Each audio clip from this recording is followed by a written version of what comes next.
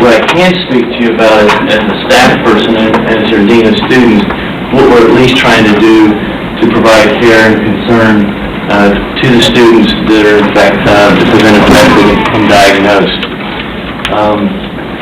For example, so these students that have been diagnosed, obviously they've been receiving treatment from student health and counseling. We're encouraging them, if it's possible, particularly if their parents can come get them, that they would come pick them up, and that they would go home so that they can be monitored there. And the word is sensitive, but it's the word the CDC is using, is that we would try to, we're trying to isolate and diffuse and mitigate the opportunity for exposure as best possible. Now, recognizing parents may not be able to come pick them up, or a student may be too ill to drive, and we, in particular, if they're a residential student, we don't want them to come back into the residence hall. We've set up, some of you may have heard about Menresa, the retreat center.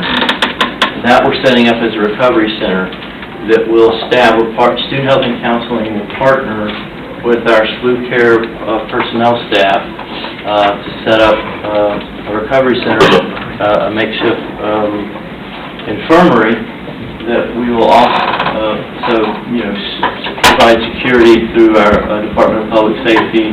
We'll work to provide transportation to get students that need to get to the recovery center. We've reserved a van, the university van, so that we can do that. If they're an off-campus student, it's not that we wouldn't accommodate them. We will if the student really feels that that's the need.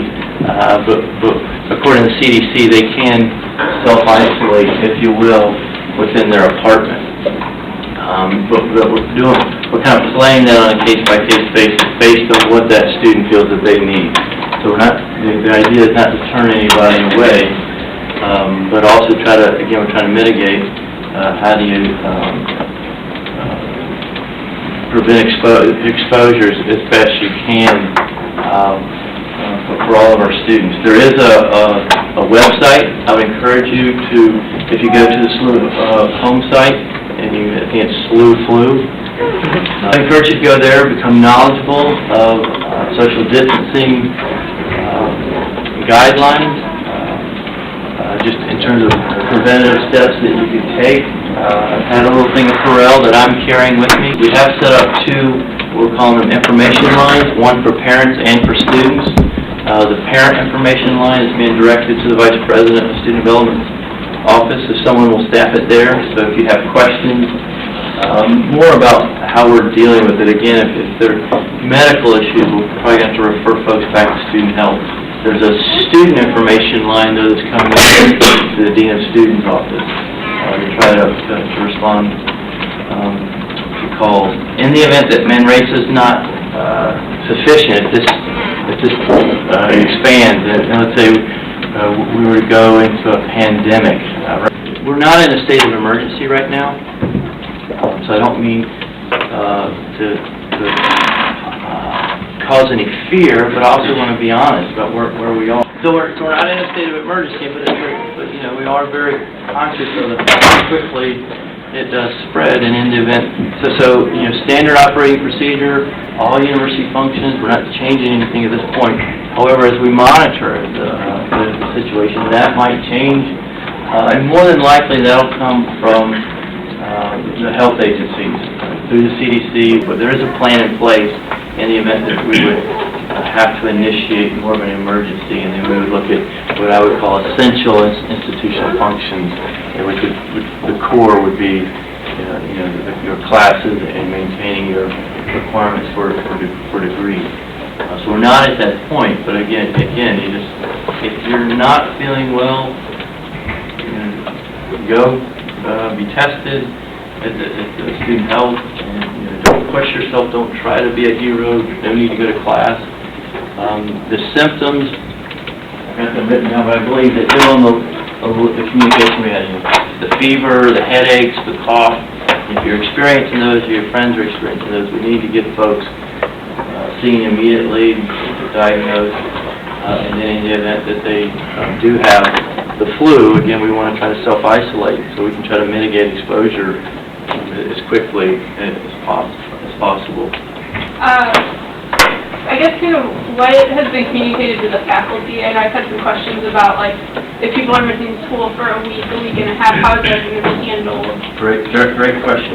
The university communication that went out today went out to everybody. So it's not just students, it was faculty, staff, and students.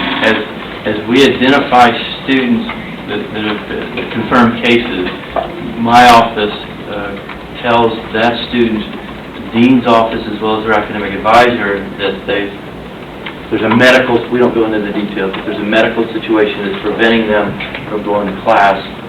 Please accommodate them as best possible.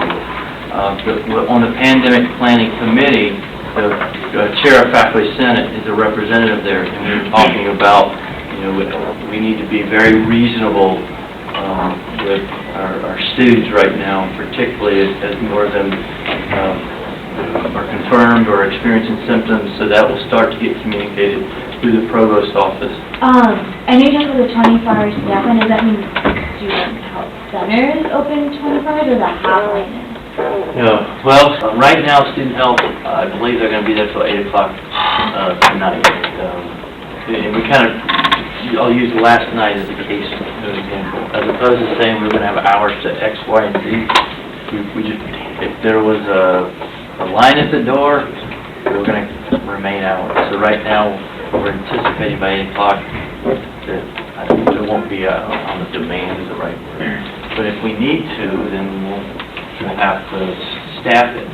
Manresa will be staffed 24 hours with professional health professionals, either from student health, or college of nursing, or SLU care.